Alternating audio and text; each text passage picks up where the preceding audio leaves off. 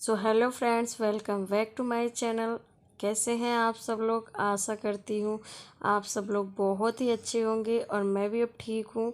आप लोगों को पता ही चल रहा है मेरे चेहरे से। तो यहाँ पे मैं थोड़ा सा राजपूती ओढ़नी बांध रही थी आप लोगों के सामने कि भाई जैसे किसी को कमेंट आते हैं कि आप ये बताइए वो बताइए, तो इस वजह से मैंने बांधा हुआ था। और यहाँ पे मैंने किया है फास्ट फॉरवर्ड, क्योंकि वीडियो फिर बहुत ही ज़्यादा लेंथी हो जाता, तो इसी वजह से फास्ट फॉरवर्ड किया हुआ है। तो मैं यहाँ पे भर रही हूँ आटा।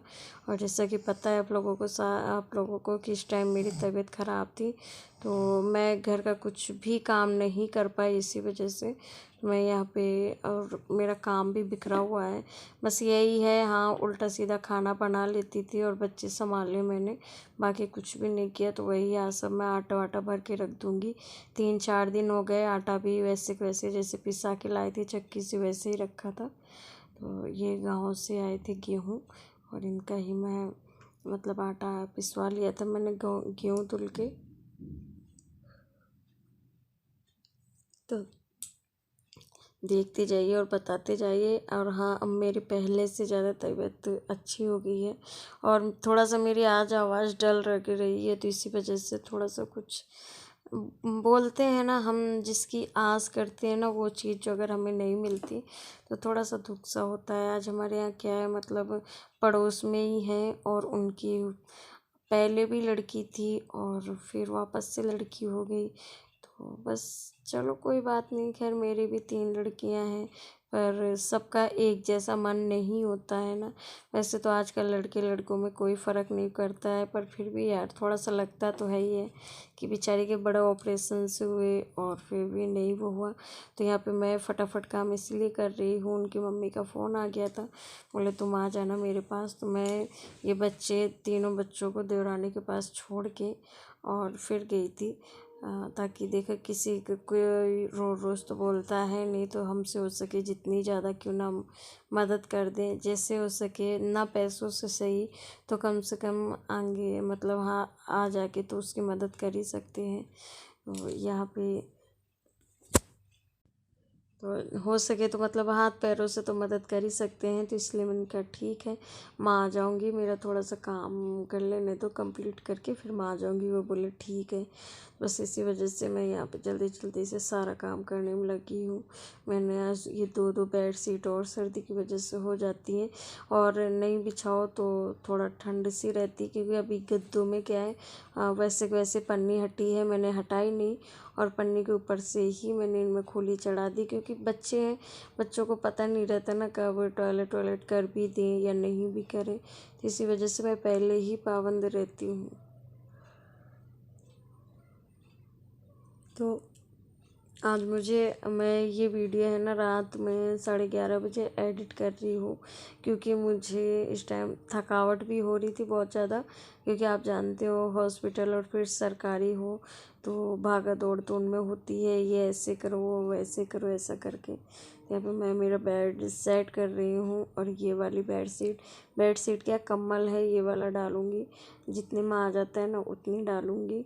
और इसके नीचे मैंने दरी बिछा दी है ताकि ये कहीं भी खिसके नहीं, क्योंकि ये सिंगल सिंगल के गद्दे हैं ना, सिंगल बेड के, और मैंने डबल बेड में बिछा रखे हैं, तो ये इधर इधर उधर भगते भी हैं।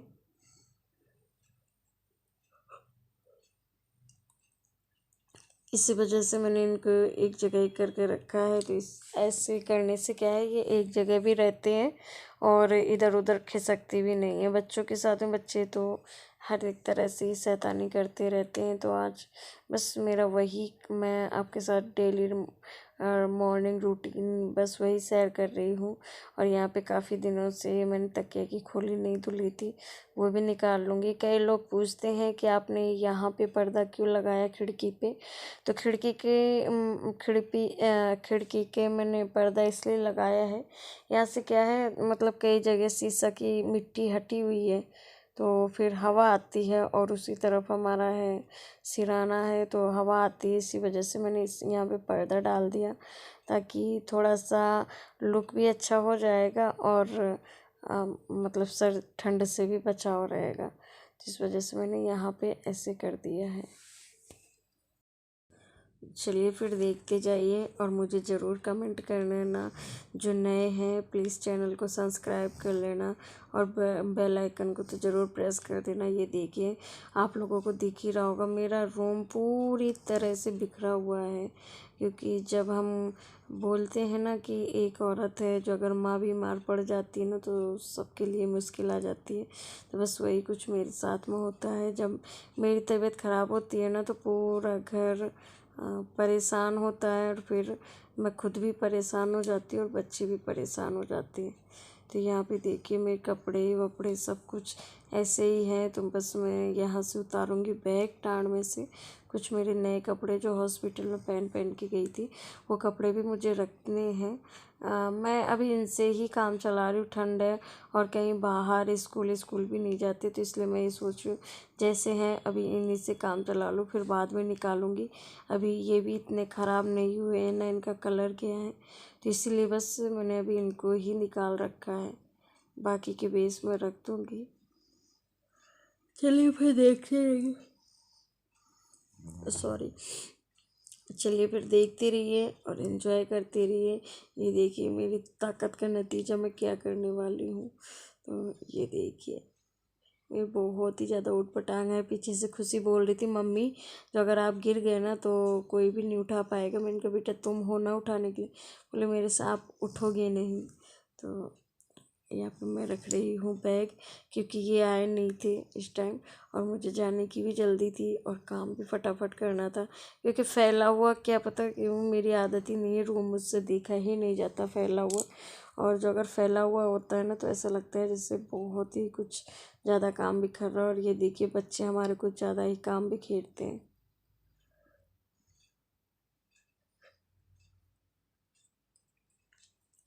ये यहाँ पे लुगड़ी छोटू जी हैं हमारे कर रहे हैं लुगड़ी को, यहाँ की भाषा में लुगड़ी ही बोलते हैं। ओढ़नी को, सूती ओढ़नी को कर रहे हैं बार बार वो। तो मैं इनसे लेके और इनको एक थैली में क्या है रखती हूँ, ताकि बच्चों का घर है कोई चीज़ बच्चों के हाथ में नहीं पड़े। तो इसी वजह से मैं हो सकता है जितनी चीज़ों को मतलब मैनेज करके रखती हूँ। सबसे बड़ी बीमारी इस कमरे में बताऊँ यही है कि इस कमरे में बारी नहीं है, एक भी आपको अलमारी एक ही मिलेगी। एक जिसमें मैंने भगवान फिट कर रखे हैं वो है, और दूसरी ये है जो इसमें मैं छोटे मोटे कपड़े रखती हूँ।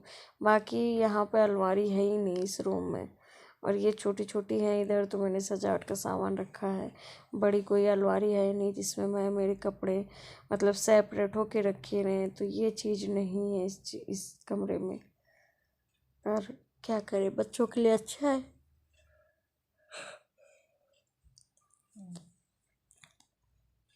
चलिए फिर देखते रहिए। हर पल साथ रहूं मैं थारे मनडे में बस जाऊं, हे बन जाऊं शाम सावरा मैं राधा बन जाऊं, प्रेम रो रास रचावा पा दोनों मिलके, डर लागे थी ढोला मारी छाती धड़के। ओ चांदनी बरस रही सज धज के, चम चम करती आजा गोरी आजा छत पे।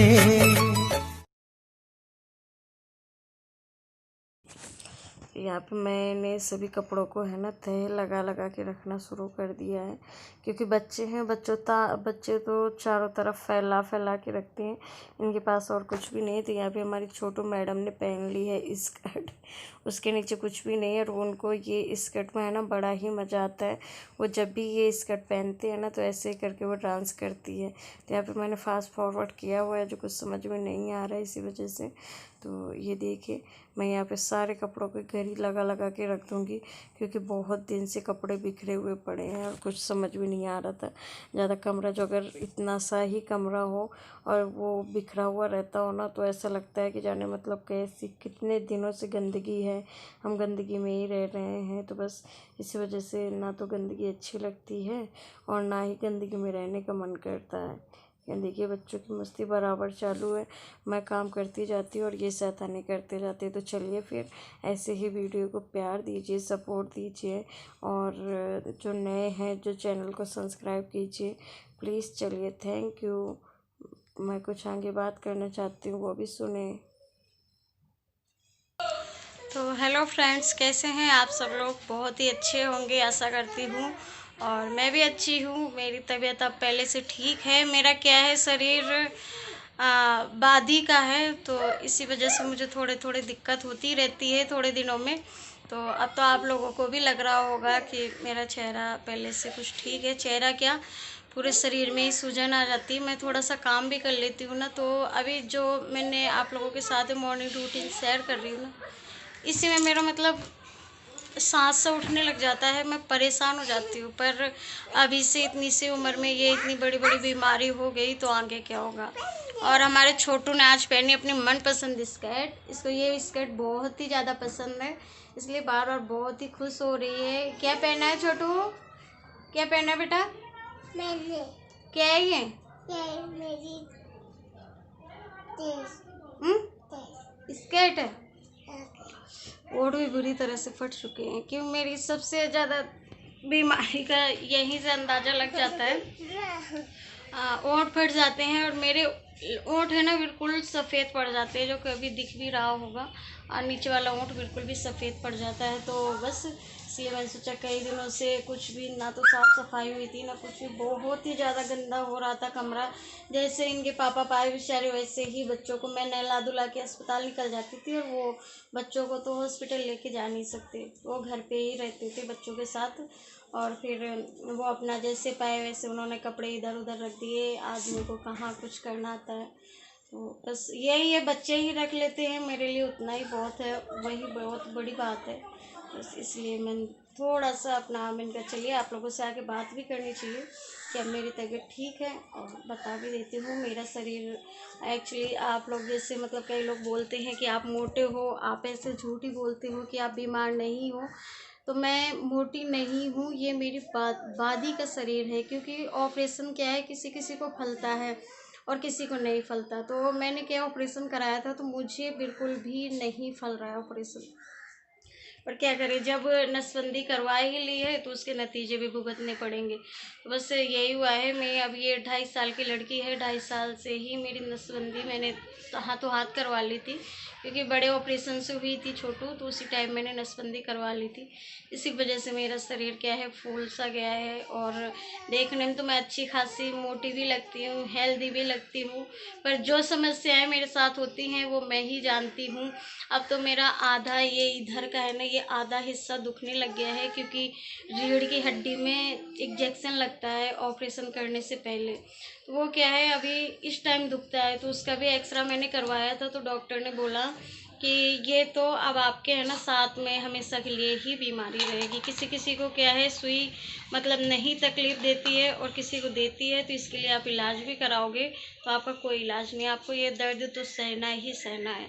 तो चलिए, अब बहुत बातें हो गई। प्लीज़ मेरे चैनल को लाइक कीजिए, सपोर्ट कीजिए। आप लोगों के सपोर्ट की बहुत ही ज़्यादा ज़रूरत है। मैं ये सोचती हूँ, मतलब मैं आप लोग इस तरह से बोलोगे ना कि इस तरह से दीदी क्यों बोलती हूँ, मुझे बहुत लोग आके मेरे प्यार प्यार कमेंट भी करते हैं, दीदी आप इस तरह से मत बोला करो। मैं ये बात बोलना चाहती हूँ ना, जो अगर कोई समझता होगा मेरे लिए। कभी कभी मुझे है ना खुद पे तरस भी आता है कि मेरे 3 बच्चे हैं, जो अगर उनके बाद में ये देखो क्या कर रही है। एक बार ये क्या हो रहा है,